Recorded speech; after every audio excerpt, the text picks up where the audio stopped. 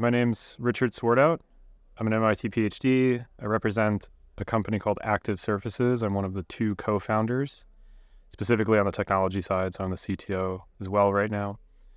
What we do as a company is we develop next generation of solar technologies. So in everybody's mind, solar is this 1 by 2 meter panel, probably bluish color.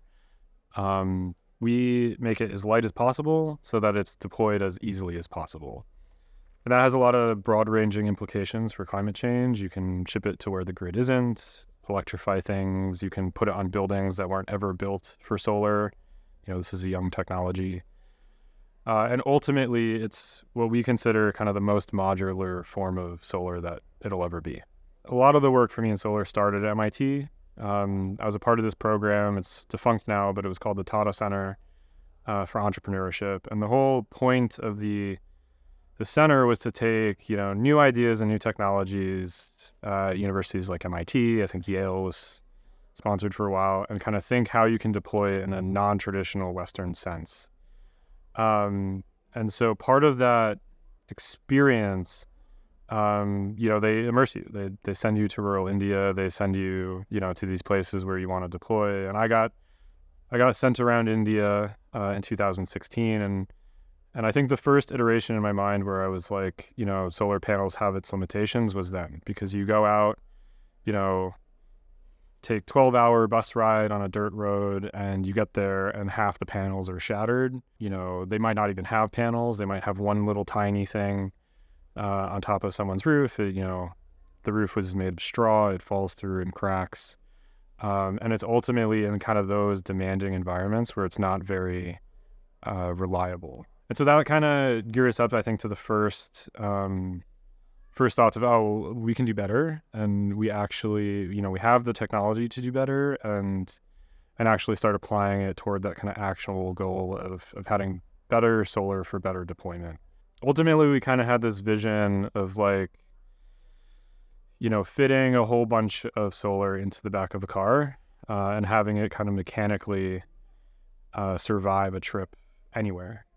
And so what that ended up coming down to through the drawing board was, some sort of solar yoga mat, something flexible. Well, okay, if you're actually going to build that, you can't do it with silicon. So that completely cuts out an entire semiconductor class. Like, the wafers are very fragile. They, if you don't encase them right, they shatter, and that can create fire hazards. So you can actually do more damage trying to leverage existing things than develop something new. We've done a lot of semiconductor work since solar was first introduced. So it was built for the space race. That's almost 80 years ago. We have hundreds of semiconductors now that we can choose from. And so a lot of our works went down to what gives us the best performance, what is mechanically flexible, what is still cost effective. And ultimately we settled on a few. So these ones are polymeric based semiconductors, which is maybe something no one's ever heard about, but very similar to OLED that you'd get in an iPhone.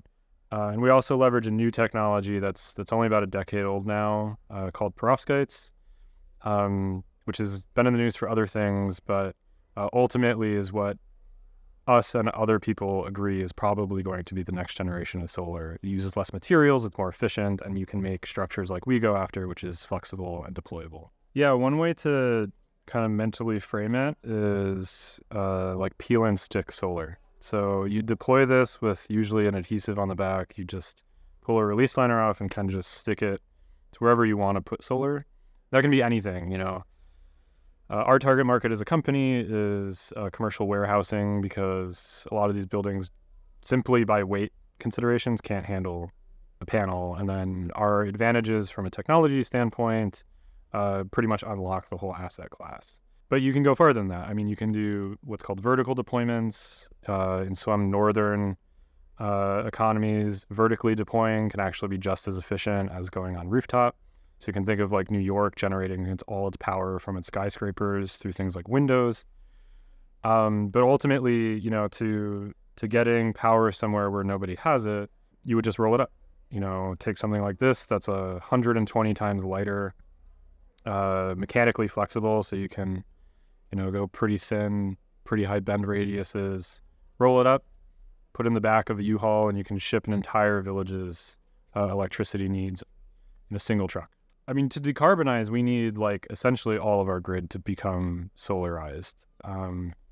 Most people think that most people agree that 80% of our entire grid needs to be either solar or wind. It goes back and forth. I think we commonly go down to around the 50%, 60% mark. It needs to be solar photovoltaics. Like, there's logistics problems to that, like the way we do it now. 90% of it is deployed in fields under utility scale systems, or in East Asia specifically, it's becoming more and more common to do what's called floating solar, because these are island nations. They don't have land, so they put it out in some sort of protected bay.